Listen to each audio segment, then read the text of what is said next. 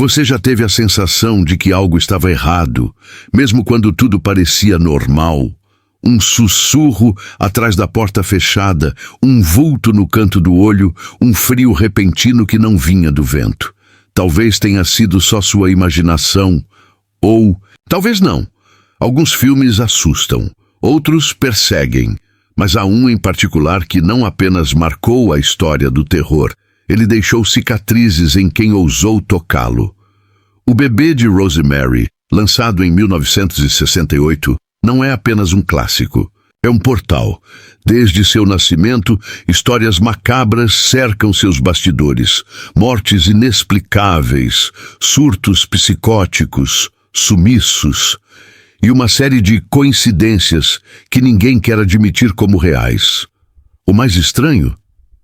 Essas ocorrências não terminaram com o lançamento. Algumas pessoas juram que só de assistir, algo começa a mudar ao redor. Por que tantos envolvidos com esse filme tiveram destinos trágicos? Que segredos estavam escondidos nas entrelinhas do roteiro? E o mais perturbador, porque ainda hoje ele parece carregar uma presença viva. Nesta história, vamos além da tela. Você será levado para dentro da escuridão que paira nos bastidores, nos corredores silenciosos dos estúdios e nos apartamentos onde o filme foi assistido. E nunca mais saiu. Mas cuidado, quanto mais você souber, mais difícil será voltar. A ignorância confortável. Há quem diga que falar demais sobre essa maldição é o mesmo que acordá-la. Você já assistiu O Bebê de Rosemary? Sentiu algo estranho depois? Já sonhou com olhos que te observavam da escuridão sem rosto? Compartilhe nos comentários, se tiver coragem. Agora, respire fundo. Mantenha as luzes acesas. E prepare-se para descobrir o que nunca foi mostrado.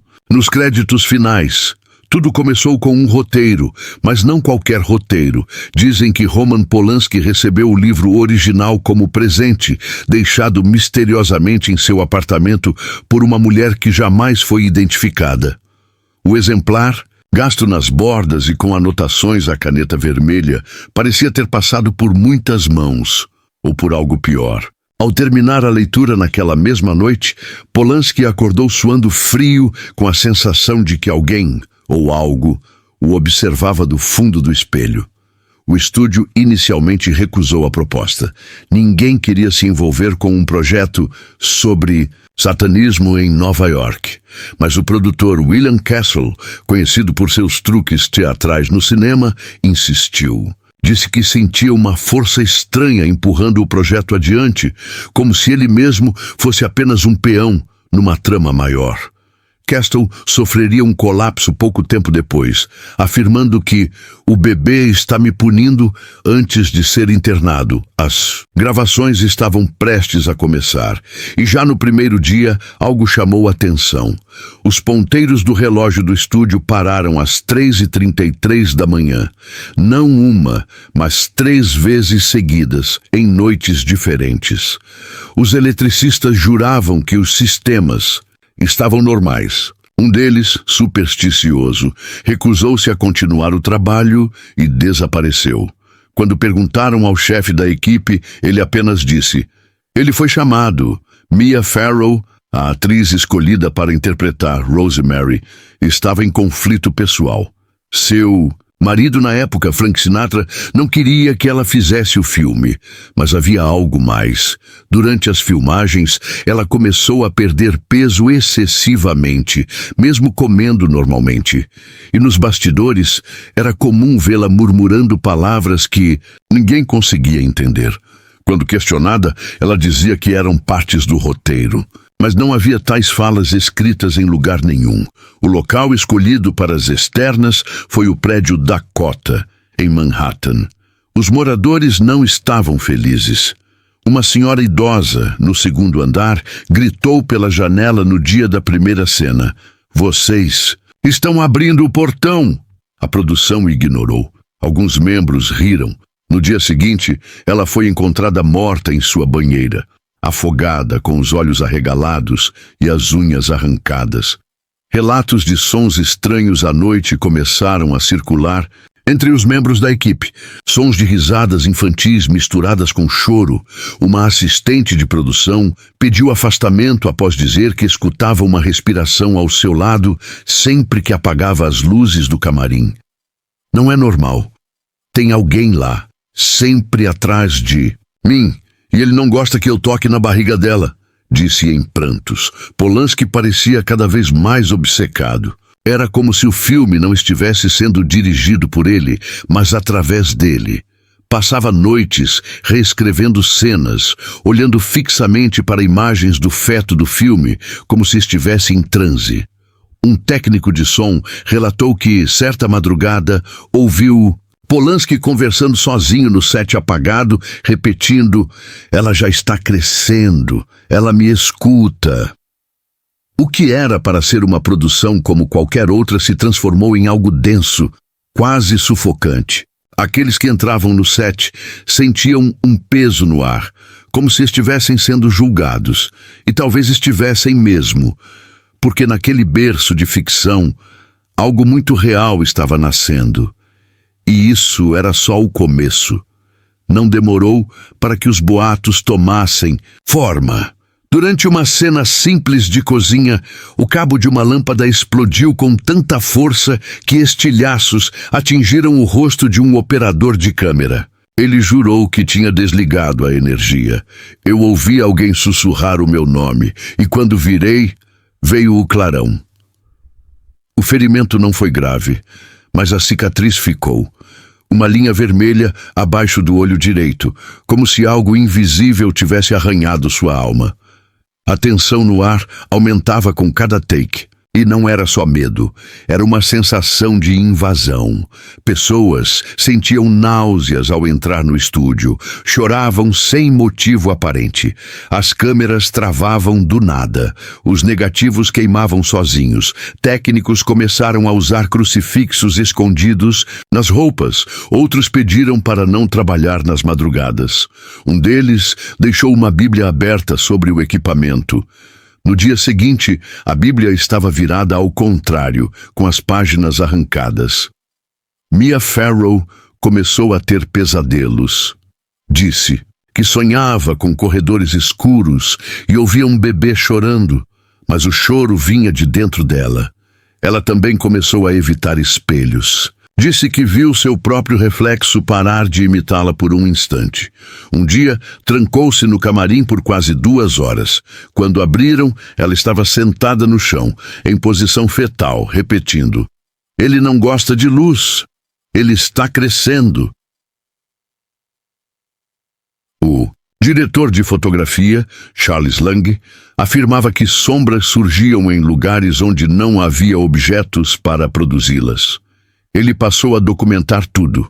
Fotografias reveladas mostravam borrões, figuras estranhas, próximas aos atores. Uma delas parecia ter chifres, outra, uma mão espalmada no vidro de dentro para fora. Lang abandonou o filme semanas depois, afirmando que estava sendo seguido por alguém que tinha olhos, mas não rosto. A atriz Ruth Gordon, que interpretava a vizinha Minnie, era a única que ria nos bastidores. Mas sua risada começou a incomodar a equipe. Era estridente demais, e acontecia mesmo quando ninguém falava com ela. Um assistente jura tê-la visto conversando com alguém no espelho de maquiagem, mas ela estava sozinha. Quando perguntado, ela respondeu: "É meu amigo antigo, ele gosta de arte." A trilha sonora, composta por Krzysztof Komeda, começou a ser associada a distúrbios. Um dos editores, ao revisar a cena com a canção de ninar, teve uma convulsão súbita. Ele nunca tinha tido histórico médico. Quando acordou, disse ter visto um bebê com olhos vazios, rastejando pelo teto do estúdio. A equipe descartou a fala como delírio. Mas alguém do figurino anotou a descrição. Semanas depois, a mesma imagem apareceu desenhada a giz. No chão do set, Roman Polanski já não dormia. Passava as noites ajustando mínimos detalhes, reescrevendo falas, mexendo na edição do som, como se estivesse tentando conter algo. Ele dizia que o filme estava sendo gestado e que precisava nascer da forma certa, ou traria efeitos colaterais irreversíveis. Ninguém entendeu, mas o medo cresceu. Até os céticos já evitavam o local após o anoitecer. Foi nesse momento que os incidentes começaram a sair do estúdio. Membros da equipe começaram a adoecer. Um motorista sofreu um acidente fatal dias após rir da cena do ritual. Um figurante foi encontrado enforcado em seu quarto de hotel. E uma dublê desapareceu no metrô. O filme ainda nem estava pronto, mas o mal já estava em movimento. E ele ainda não tinha escolhido sua próxima vítima. Sharon Tate era luz. Ao menos era isso que todos diziam. Dona de um sorriso etéreo e gestos suaves, ela irradiava doçura por onde passava. Mas durante as gravações de O Bebê de Rosemary, algo começou a mudar. A atriz, esposa de Polanski, parecia estranhamente perturbada. Evitava o set, embora visitasse o marido com frequência. E certa noite teria dito a uma amiga: "Esse filme tem cheiro de túmulo." Ela estava grávida de 8 meses, quando começou a ter sonhos recorrentes com sangue e velas. Contava que via o bebê chorando, mas não conseguia alcançá-lo. Em outra visão, disse ter presenciado um ritual onde uma figura encapuzada dizia: "Ela será a oferenda." Polanski dizia que era apenas ansiedade, mas Sharon parou de dormir. Passava as noites em claro, fitando a janela, como se esperasse alguém chegar ou algo sair dali. Em agosto de 1969, meses após o fim das gravações, Sharon foi brutalmente assassinada por membros da seita de Charles Manson. Ela e mais 4 pessoas foram mortos na casa do casal, num crime que chocou o mundo. Mas os detalhes são o que gelam a espinha. Em uma das paredes, os assassinos escreveram a palavra "pig" com o sangue das vítimas. Um dos investigadores comentou: "Parecia uma cena do próprio filme." O mais estranho é que no roteiro original de O Bebê de Rosemary havia uma fala cortada em que um dos vizinhos dizia: "O sacrifício foi feito, agora ele virá." Ela nunca foi gravada, mas, segundo o editor de som, a frase apareceu registrada num dos rolos de fita, falada em sussurros, sem que ninguém a houvesse dito. O rolo foi descartado, ou pelo menos deveria ter sido. Polanski mergulhou numa espiral de culpa e paranoia. Dizia que Sharon havia sido escolhida, que o filme tinha acordado forças antigas. Ele parou de dar entrevistas, passou a evitar espelhos e jamais falou publicamente sobre as coincidências entre o enredo do filme e o assassinato da esposa. Um amigo próximo relatou que ele murmurava em momentos de silêncio: "Ela foi o preço, foi o preço." O mundo via apenas a tragédia, mas nos bastidores de Hollywood, sussurros começaram a circular. Um ex-funcionário do estúdio contou que um grupo ocultista tentou advertir Polanski meses antes da tragédia. Eles teriam dito: "Você filmou o que não deveria ser filmado." Outro homem, um antiquário de Nova York, dizia que o figurino do bebê do filme usava tecido de mortalha do século XIX. Polanski negou, mas o tecido nunca foi localizado. Há quem diga que a morte de Sharon selou a oferta da maldição. Após o crime, a atmosfera em torno do filme mudou. O medo deu lugar a uma espécie de reverência sombria. Exibições do longa passaram a ser cercadas por fenômenos inexplicáveis, luzes piscando, falhas no áudio, e em um caso na Filadélfia, uma espectadora entrou em transe e começou a falar em latim arcaico. O sacrifício estava feito, o sangue tinha sido derramado, e o filme agora carregava mais do que sua narrativa. Ele se tornara um canal, um portal, uma semente enraizada na realidade, regada por medo, luto e silêncio. E onde há silêncio, há espaço para o sussurro do mal Era dezembro de 1980, quando o mundo congelou. John Lennon, ex-Beatle, símbolo da paz, foi brutalmente assassinado em frente ao edifício Dakota, em Nova York, o mesmo prédio onde o bebê de Rosemary foi filmado. Para muitos, foi apenas uma coincidência trágica, mas para os que conheciam os bastidores do filme, não havia coincidências. Havia apenas padrões sombrios que se repetiam como um eco que não aceita o silêncio. Mark David Chapman, o assassino, disse que ouvia vozes, que lia o apanhador no campo de centeio como um código. Mas, dias antes do crime, ele foi visto rondando o Dakota, olhando fixamente para o portão do prédio. Um morador o ouviu murmurar: "É aqui que tudo começou. O bebê, ele ainda está aqui." Ninguém entendeu na época. Hoje, essa frase soa como uma rachadura na lógica, um sinal de que algo invisível o guiava. Há registros estranhos envolvendo Chapman. Um deles foi encontrado rabiscado atrás de uma foto de Lennon. Roman sabia. O sacrifício não foi o último. Ele prometeu. Quem prometeu? O que foi prometido? A polícia ignorou, mas entre esoteristas surgia uma teoria. O Dakota era mais que cenário, era um ponto de convergência. Um véu rasgado entre o visível e o inominável. Nos dias que antecederam o crime, moradores relataram sons inexplicáveis vindos dos corredores. Passos que ecoavam em horários em que ninguém estava lá.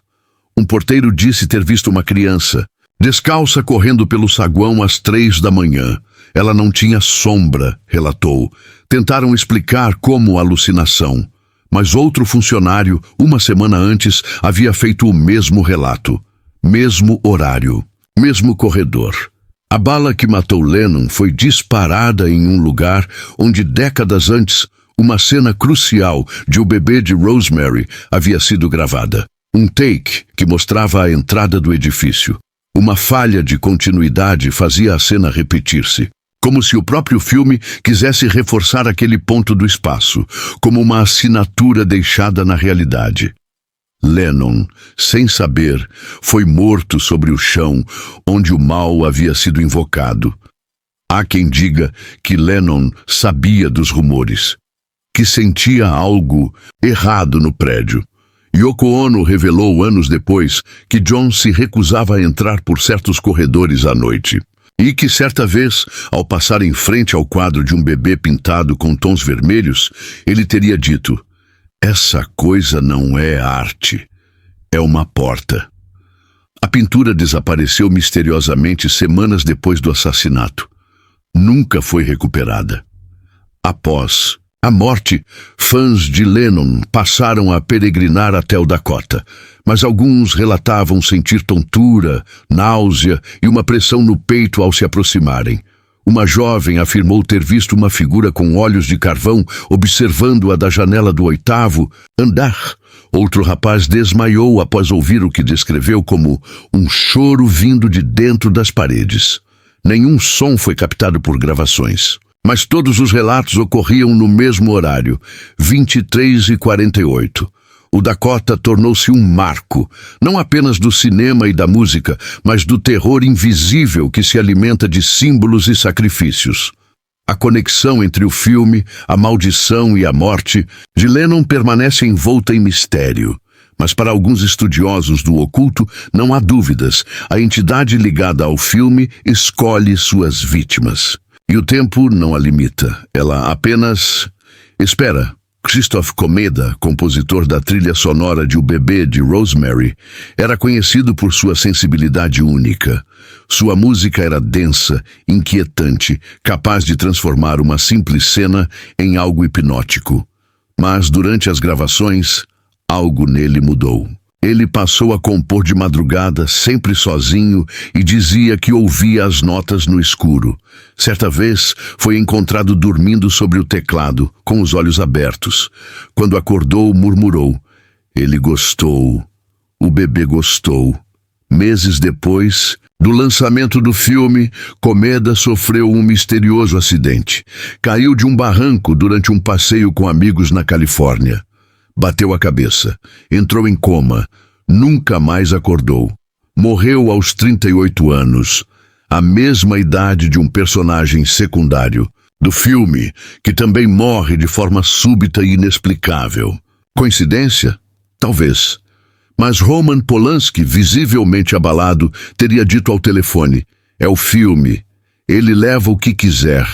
E então, anos mais tarde, outro evento inquietante. O caso do padre Thomas Riley, um dos consultores espirituais contratados pela produção para evitar influências negativas. Um homem cético, mas respeitoso.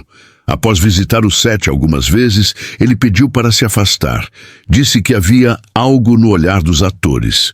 Depois do lançamento, o padre desapareceu. 3 semanas depois, foi encontrado em sua paróquia, com as mãos queimadas e os olhos arrancados. Nenhum sinal de arrombamento, nenhuma testemunha, apenas uma frase escrita com sangue no altar. O cordeiro foi rejeitado.